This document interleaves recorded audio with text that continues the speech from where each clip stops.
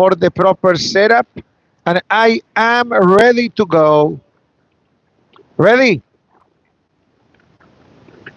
Good morning, Kahal Kadosh. Shavua Tov Meborach. Thank you so much. Welcome everybody. Today, Tuesday, the 8th day of Iyar, the 6th day of May 2025. Today's special breakfast and class graciously sponsored by Mr. Roger Baghdadi Le'ilui Nishmat, his beloved father, Yaakov ben Sophia, alav shalom. Yehi ratzon that to the words of Torah and Berachot, his neshama will have an aliyah in Gan Eden. Amen. Additionally, today's class has been graciously sponsored by Itzhak and Mazal Mercado Masri Le'ilui Nishmat, her beloved father, Shimon Atiyah ben Sophia, alav shalom. Before, that's the excitement for having sambusak and shakshuka. Unbelievable. It's like Yisiyat Misraim, you know. No, it's the excitement of the beracha. I mean, I need to start the class with an apology. Relax, relax. I'm not apologizing to those standing by the sambusak. Or a correction, maybe, that yesterday, when we announced the dedication, I realized retroactively that I made a huge mistake. And I tell you what happened. Yesterday's special breakfast and class, interesting enough, sponsored by Salomon and Gal Baghdadi HaKohen. Yes. And I mentioned that the class is dedicated in loving memory, but actually the dedication was for the refuah shelema of his mother, Rivka Bat Jenny. In the second part of the announcement, I say, may it be the merit of the berachot and the Torah learning to give her a successful surgery and refuah shelema. So I'll reinforce the message that Be'ezat Hashem, good news will be forthcoming, and she'll have a refuah shelema among all of the cholim of Am Israel.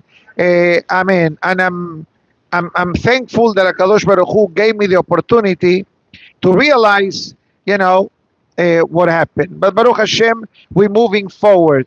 Today, we counted last night, I believe, the 23rd day of Sefirat Omer. Interesting enough, we have a very interesting connection in our Sefirah of the day. Today, Moshe Rabbeinu, the host of the week, welcomes Itzhak Avinu. In theory, they may appear to be two different concepts. Itzhak Avinu represents the restraint, the discipline, the self-control, and Moshe Rabbeinu represents the midah of Nesach.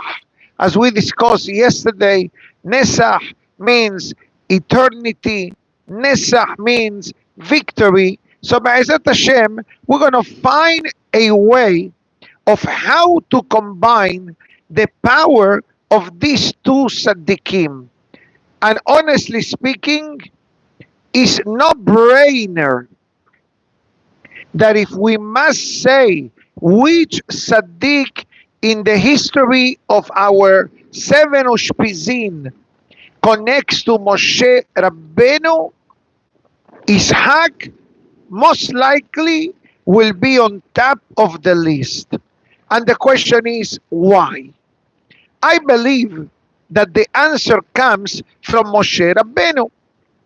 Moshe Rabbeinu, as we mentioned, gave us the Torah, and in the Torah we have mitzvot aseh and mitzvot lo ta'aseh. We have active positive commandments, and we have passive negative commandments. If we activate the DNA of Itzhak, which is restraint and self-control, by doing that midah, so to speak, we are actually following the Torah. Because what's the difference between a person that commits a sin and a person that does not commit a sin? I'm giving you a few answers. One answer, very innocent, he doesn't know, and he knows. He doesn't know that doing XYZ is not proper, it's not allowed, and the other person knows, Hazaku Baruch. But if both of them know, why someone will be able to follow the commandment properly and the other transgresses the commandment? Short answer, because the midah of Itzhak Avinu needs to be activated. We all have it in our DNA. Imagine yourself when a situation comes up, like we learned yesterday in the ladies' class, in the Pirkei Avot, and we were learning the benefits of peace and the dangers of disputes. And the Mishnah brings an example. Can you tell me a good, healthy, positive dispute? Right away, everybody knows the answer. Hillel and Shammai, two mega Talmidei Hachamim of the Mishnaic and Talmudic period, and they had arguments. Hillel always inclined to be more lenient, Shammai the opposite, and yet the Gemara tells us, Elu ve'elu divrei Elokim Haim. They are both right. So I don't understand. How can they be both right? And the halakha, by the way, follows Bet Hillel. Most of the time, we follow Bet Hillel in the planet Earth. In Shamayim is Shammai. Hence why it's called Shammai, Shamayim. Mashiach comes, we're reversing. Stay tuned. I'm not going to tell you more details. Let Mashiach come and he'll do most of the talking. If he asks me to speak, I'll try to accommodate. But in a more serious note, what was the ultimate proof that Shammai and Hillel's arguments and disputes were Leshem Shammai? In order to teach the Jewish world the love and respect for one another, they used to make shidduchim between the students of Shammai and the students of Hillel. The girls from Shammai will marry the boys of Hillel.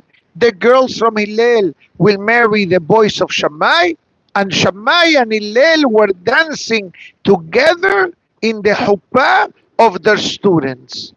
That's how the system works. Comes the next Mishnah, the same Mishnah, and it says, and what is a dispute that is not for the sake of heaven, but to have the final words? Korah and his assembly of men. Remember Perashat Korah. Comes the Me'am Lo'ez, which is one of the most frequent commentators that we learned together in the ladies' class. And it says, look how severe is the power of argument, that in any normal scenario of life, a person may be involved in idolatry. There is no bigger sin than idolatry. We agree on that? And yet, God says, let him be. Why? As the Hafetz Haim, I don't understand. You're smacking God in the face, and God says, thank you, Rohi. Why? Says the Hafetz Haim, because between peace and dispute, God, between peace and idolatry, holiness and dispute, God prefers peace and idolatry than war, dispute, and Torah. Did I wake you up? I'm up since early morning. I cannot tell you in public how early I woke up today. It's not beneficial for me. No need. No need. No need. Can you imagine? And by the way, comes the Me'am Lo'ez and it says, stop reacting. Let me show you the proof. Okay? The Tower of Babel, the flood, wars of King David, other wars of Israel. Look at the outcome. Look at the outcome. The flood came for why? What reason? Because there was thievery and lack of respect between humans. What was the outcome of the Tower of Babel? Everybody remembers the story. The Tower of Babel was a war against God. The post-Mabul people, they said, what happened in the time of Noah, the Mabul, only happened because God had no opposition. We're going to go against God, God forbid. They built a tower. I don't know how tall was the tower. On top of the tower, they created a warrior with a sword pointing up to the heavens, insinuating if God is going to open up the windows of the heaven, we're going to wage war against God. Obviously, nonsense in their mind of how can they think such a thing. But yet, what God says, let me go down and see what's going on. So the first question is, since when God needs to go down to see? He doesn't see from the heavenly abode. The lesson is for the rabbis and the judges. Don't give a ruling until you know the details. Don't say, oh, it looks like. There is no such a thing as looks like. And what was the consequence of the Tower of Babel? Okay, now you're going to start talking in Spanish. Big deal. Spanish, English, French, Hebrew. Is that a punishment? No, that was like a slap on the wrist. Why such a mild reaction if in the Mabul, besides the land of Israel and the fish, by the way, everybody else got destroyed? And besides Noah and company. Short answer, because in the Tower of Babel, you know what the Pasuk says, Vayomeru ish el re'ehu. A person spoke to his friend. Yes, they were partners in crime to go against God. God says, but you are good with your friend? Let it go. King David war. How many casualties, how many wounded came during the time of David HaMelech's war? That's why David HaMelech was unable to build the Bet HaMikdash, because he lived in a very tumultuous and challenging time for the Jewish people.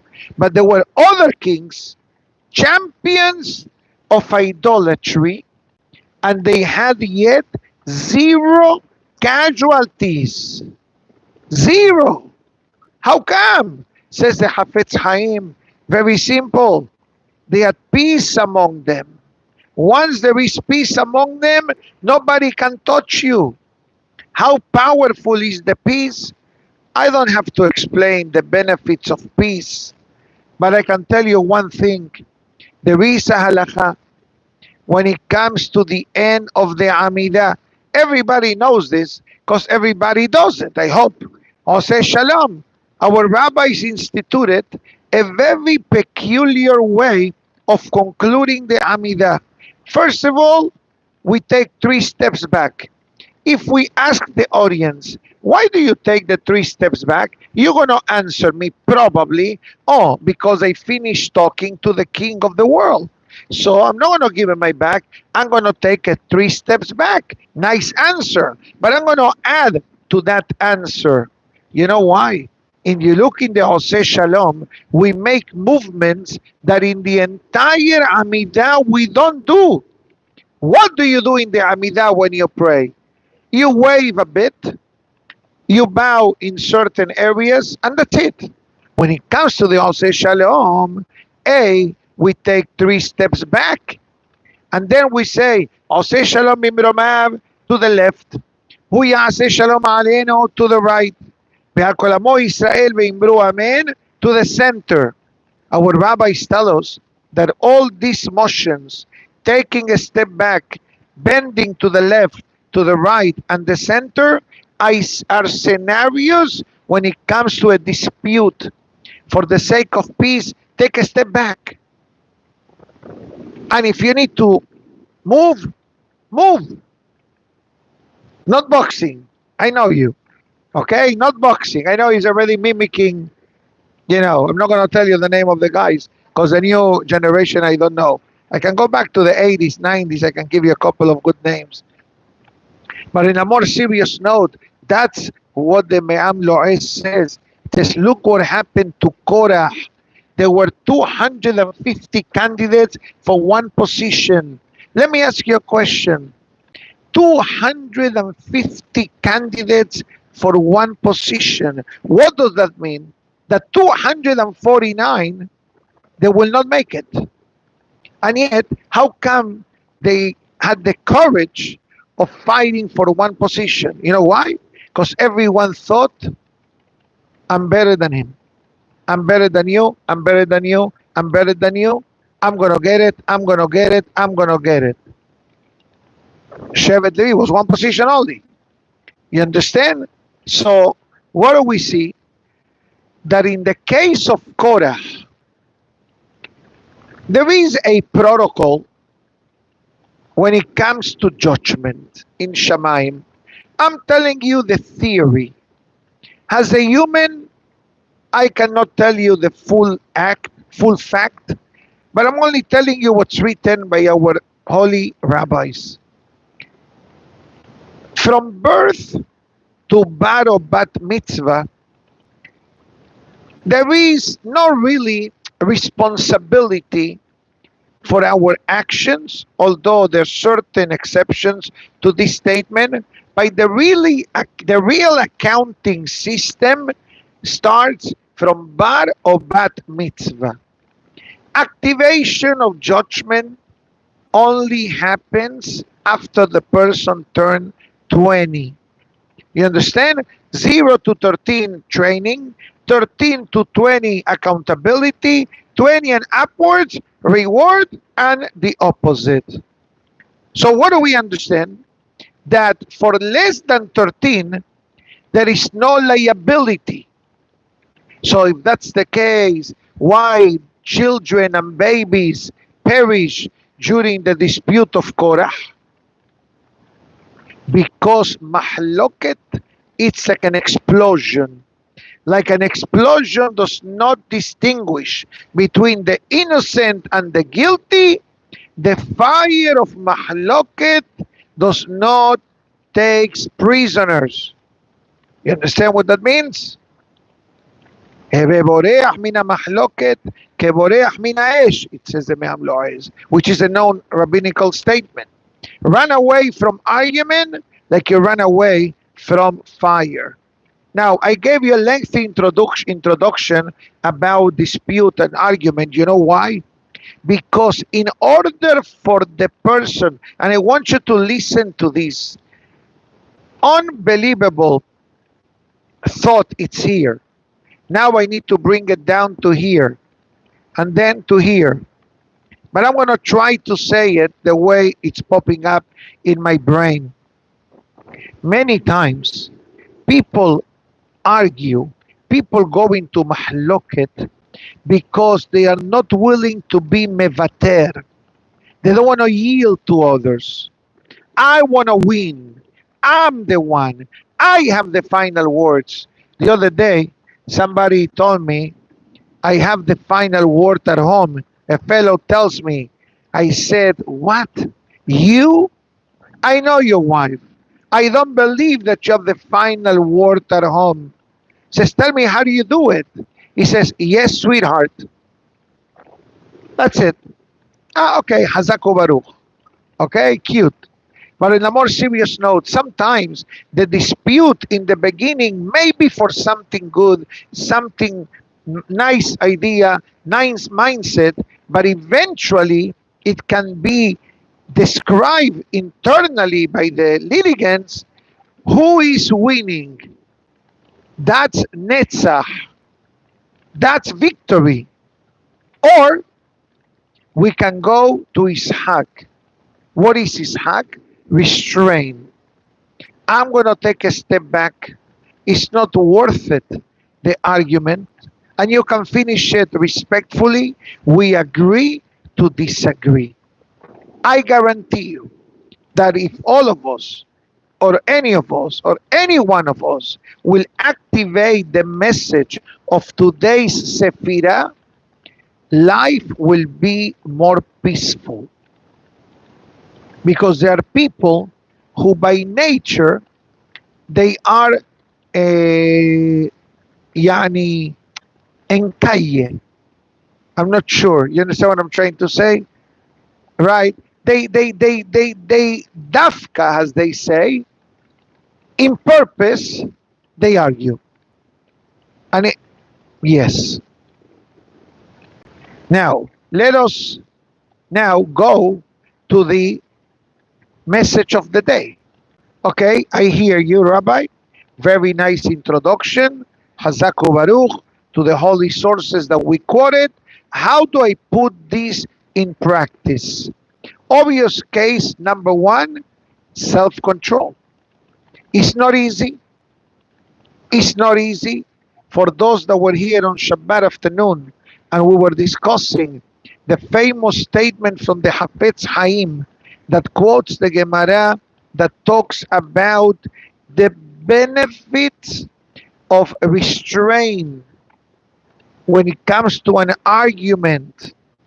The Gemara writes, "En ha'olam mitkayem ela bizchut mi shebolem piv b'sha'at meriva shene'emar tole eres al belima." The Gemara writes, and I said this in one of the classes maybe a week or two ago when we were discussing the Sephirah of Itzhak Avinu. The Gemara writes that one of the pillars that sustains the world is the self-restraint when it comes in the moment of argument. Even though to the eyes of the world, if we don't react, it may be a sign of weakness. From our Torah, being the strong person by not reacting, although the world may label you as a chicken, right? That's what people say. Talk, answer back. Don't be a chicken. Don't they tell you like that? Don't be weak. And you stay back and you stay quiet for the sake of preventing the expansion of the argument. Zoche. I want you to listen to this well, because I'm going to share with you something that not everybody has access to, including the angels. Are you ready? Are you ready in the back? Okay, stop eating the sambusak. Enjoy. Mafi, there is no more, that's it. For some reason, it's the first thing to leave. No. You enjoy. I have my private reserve for later. They know me already. I don't eat now, I eat later. I'll tell you what it says. Zoche. I'm going to say it in Hebrew first, and then we'll translate. Zoche leor haganuz, she'en malach uberiya yecholim leshaer. A person that by the restraint, which is the Sephirah of today, this is the menu of the day. Like the special breakfast today, menu was Syrian cookies, fruits, shakshuka, sambusak. The Sephirah menu of the day is Or Haganuz. It says Zoche, the person merits the Or Haganuz, a hidden light that no human or angel is able to grasp the concept. Unbelievable. Something special beyond our understanding. Suddenly, the mazal is sprinkling upon you. Suddenly, you feel relief. Suddenly, a beracha is haunting you. As David HaMelech says, Ach tov b'chesed Irdefuni kol yemei hayai. What's the meaning of irdefuni? Irdefuni means they're going to chase after me. Who do you want to be chased by? Headaches or peace and kindness? Hazaku Baruch. That was the request of David HaMelech. And let's be honest, David HaMelech Hazit. I went through the life of David HaMelech. It took us 5 years almost with the ladies class before the Pirkei Avot in English to go, even more, to go through the weekly class on the book of Shmuel. And you hear and you listen and it's not like you're just reading a pasuk. We open, we say 5, 6 pesukim a class, no more than even Pirkei Avot, 1 Mishnah a week, because it takes us 45 minutes to open up the Mishnah. So you listen and you watch and you learn about the life of David. Somebody asked me a question the other day. It seems that there is a movie made by for David HaMelech, something like that. Currently, you're familiar with it? Okay, I want you to know something. Half of it is Hollywood makeup. Somebody asked me 2 questions, even today, outside. David is shy. I look at him. I said, you know about David is shy, the Gemara? No, I watched the movie. I said, okay, so let me tell you what happened. That's not the versions that they said. I said, of course, Hollywood adds their own shtick. Right? In other words, they need to add in order to make it movie style. But Torah and the life of our Tzaddikim was not a movie, was a reality. You know how many times attempts were made against the life of David HaMelech? You know how many moments David HaMelech of isolation, difficulty, pain, suffering. That's why our holy rabbis tell us that every Jew is found in the book of Tehillim. Meaning to say, let's say you go to your refuge. Tehillim. Okay, I need to give you a warning. Baruch Hashem, I need to tell you this now before I forget. You're going to see now action behind this wall because demolition is about to start. Besiman Tov. This wall will not be today or tomorrow. They're going to start with behind, but you will hear a lot of noise and a lot of things that are going to be happening to activate after Baruch Hashem all the permits were approved. Now they're starting with markings, which they already did yesterday, and any day we're going to be hearing a lot of noise. So I'm warning you in advance.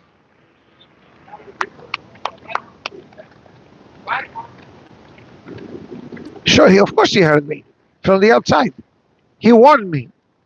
I said, okay, if it gets too intense, we relocate this room elsewhere because this room is going. Say goodbye. Bye-bye. These walls are going. Kitchen will be expanded. This room will be all the way to the waterfront. Sure, we're going to expand it maybe 25 feet at least. So we'll be magnificent. So be ready to be relocating. Be ready. It's a good sign, Baruch Hashem.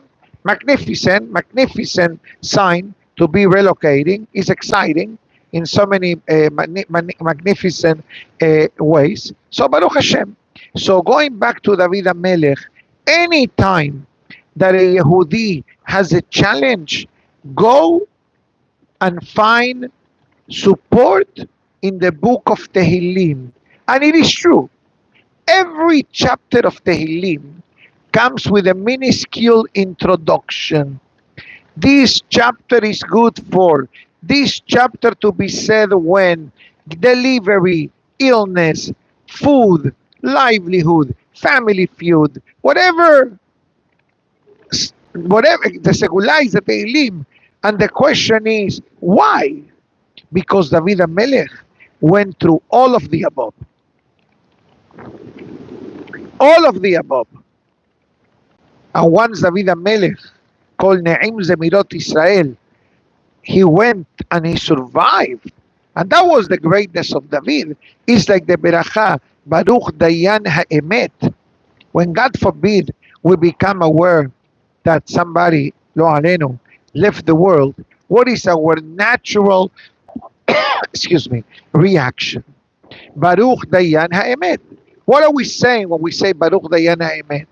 That even though we don't understand, and even though we may have questions why this person left the world, but we understand that we don't understand. Because if we try to understand everything, it's impossible.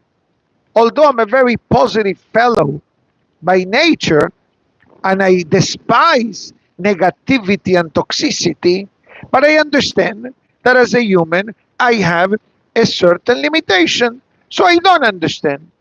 I have questions. I have questions. I answer you like the Gemara says, "Tiye munachat sheyavo Eliyahu." Mashiach comes. What's going to happen when Mashiach comes? Besides that, we're going to get a lot of answers to our questions. That's why whenever there is an unfinished matter in the Gemara brings two answers. One is "Te'eh munachat sheyavo Eliyahu." If it's an object, if it's an item, says put it on the side until Eliyahu Navi comes. You don't get it, you don't get it, because both of you have valid claims.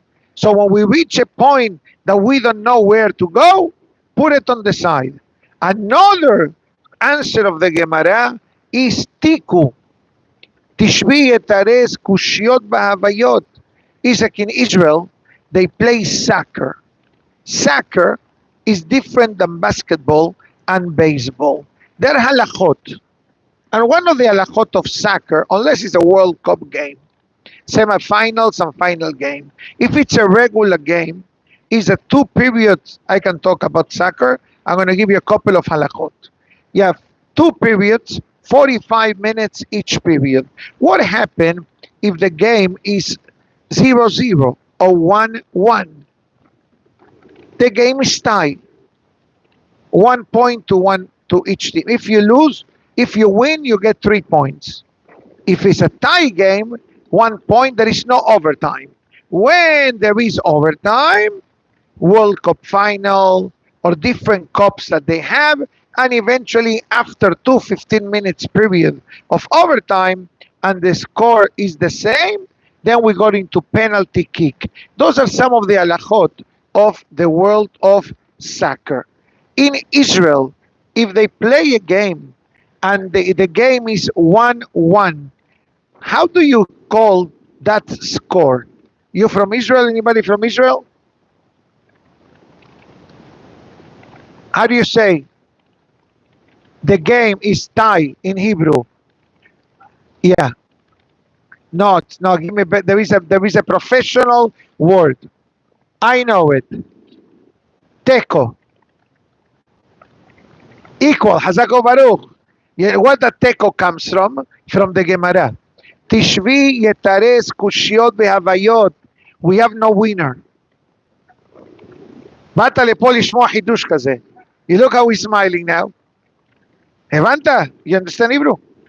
You got it? That's what the Gemara says. We have a question. Shammai Hillel. Rabbi Akiva, Rabbi Tarfon. We don't have the answer. Tiku. Tishvi yetares kushiot behavayot. When Eliyahu Navi comes, he will answer all these questions. So we have a lot of questions. But we have emunah.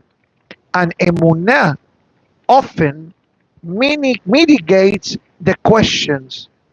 Itzhak, they said, I saw this in writing the other day. It says that a person that has weak emunah and bitachon in HaKadosh Baruch Hu, what he should do, or what a lady should do. And you know what it says? Be careful with Shemirat HaLashon. And for another opinion, make sure to do Mayim Aharonim before Birkat HaMazon. So when I said this to somebody, I asked him, do you do Mayim Aharonim? He said, no, it's only a tradition. I said, I don't know who told you that. Why? Nobody does it. I said, I'm sorry. My maharonim chova. What does it mean, the word chova? Optional. No, mandatory. So it says that a person that their emunah is not that strong and the emunah is a bit shaky, do my maharonim. And the question is, what's the relationship with doing my maharonim and emunah in HaKadosh Baruch Hu? Short answer. Short answer. It says in the Sefer Et Ratzon, my maharonim was established by our hachamim. One of the pathways to reach emunah in HaKadosh Baruch Hu is emunat hachamim. Is a pasuk in the Torah. Vayaminu ba'Hashem u'Moshe abdo. Al pi hazako baruch. Beautiful. Al pi Torah asher yorucha. So the Torah understands that a connection with the hachamim and the people is what leads the person to have emunah in HaKadosh Baruch Hu. And even though you may say, hold on, how come? Relax. The Gemara answers this question. Harbe sheluchim lamakom. What do you think is the position of a rabbi? Do you need a rabbi to tell you put on tefillin every day? Do you need a rabbi to tell you make sure to say berachot before you eat? Do you need a rabbi that says don't drive on Shabbat? Yes, you need. Because you know the answers and you still do it. So the learning of the Torah, the interaction with people, being active in a community and being connected with the Hachamim, I'm on your same boat. Don't look at me like I'm on top and you are underneath. I'm with you. Because when I learn, when I teach, or when I ask, I'm learning like you are. You understand? That's number one. Number two, Ben Adam lahavero. It says that sometimes, and I heard this yesterday, I was in my office and I was listening to a shiur from Israel, and he was talking about the story of the students of Rabbi Akiva. And it says that throughout life, people have unfinished business with others. And what I'm going to say now is not easy to do at all. I'll be the first one to tell you that from my own life, personal experience, that sometimes phone calls that need to be made are difficult. And sometimes we do the phone call and we say, I hope he doesn't answer. True. I hope he doesn't answer. I leave a voice note. I leave a voicemail. It's not easy. But it says that sometimes in order to break the ice and to move over to the next chapter of life in a good way, so to speak, is right to the next level, is not to be captured in a situation that is uncomfortable, because the only thing we're going to achieve based on what we are learning today is only just delaying the drama.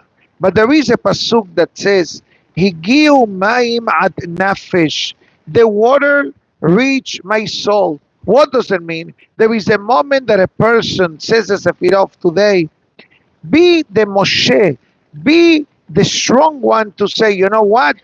I want to live a better life mentally and emotionally. How many people are captured in the past?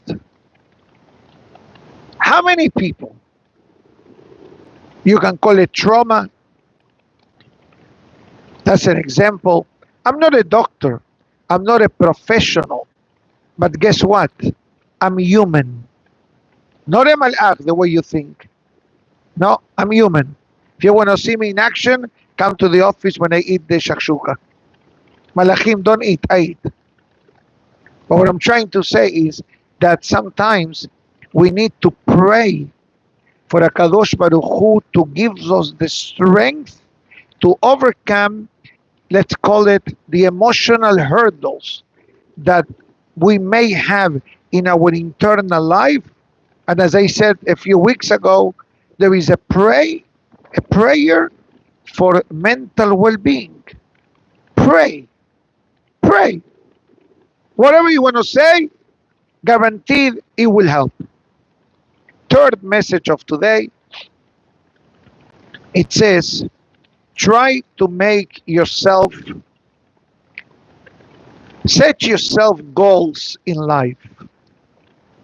Like we do, let's say, supermarket lists, shopping lists, vacation planning, goals. 5 years from now, I want to do XYZ. Let's say, whatever example the person has, it says a to-do list. Write yourself a to-do list. I already have my to-do list here. You don't understand my handwriting, but I do. So I have 2 pages plus 2 notes in my cell phone of to-do list for today. You know how happy you become when you go through your list and you're able to cross out, this is done, this is done, this is pending. And whatever priority you give, go ahead, it's up to you. But the goal is that if a person knows what the final destination is in our personal day-to-day or even long-term, somebody asked me a question. I'm not fundraising now. I must tell you. Many people ask me questions about the seats. You got the email? Hazako Baruch. I give you a friendly advice as a friend because I always want the best for you. Always. Get it between now and the end of the month. Because June 1st comes, the tariff will become activated. True story, by the way. You can get it now. Men, midrash. Ladies, men, main, first 3 rows. Men, main, last 3 rows. Anyone you want. And I have good news to tell you that many were sold overnight. True story. I cannot tell you numbers for Ain Hara reasons. But if you want to do an IPO, take advantage now. I will give you time to pay. Don't worry. And on top of that, I have a secret to tell you. Sure. Secret. It's going to become public. First year includes membership and security fee. It's a bonus round activated. It's an unbelievable deal. That was a question that I got today, 4 times today. That's nice. Another question that I got today. You know, we are in this capital campaign project, which Baruch Hashem, we are thankful for the members and friends and supporters of the synagogue that step up to the plate to help each one on their way. But somebody asked me, Rabbi, I like to give XYZ. Is there a payment plan available? I said, you tell me what you would like.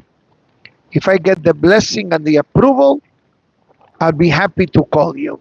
This happened last night. I called the person, approved. Mabruk, you became officially a supporter in the new wall of founders of the synagogue. So concerning the questions of many, flexible payment plan available? The answer is yes. We want to make it comfortable for you while having a flow of support to the synagogue, because this project, outside and inside, as you know, is a nice budget. With Hashem's help, we will be able to do it. Okay? So we say Tizkela Mitzvot to today's generous sponsors. Let's say now Kaddish Al Israel and Ashkava. For the Spanish audience, we'll have the Tehillim en Espanol at around 11 o'clock. Baruch Adonai Le'olam. Amen ve amen. Rabbi Hanania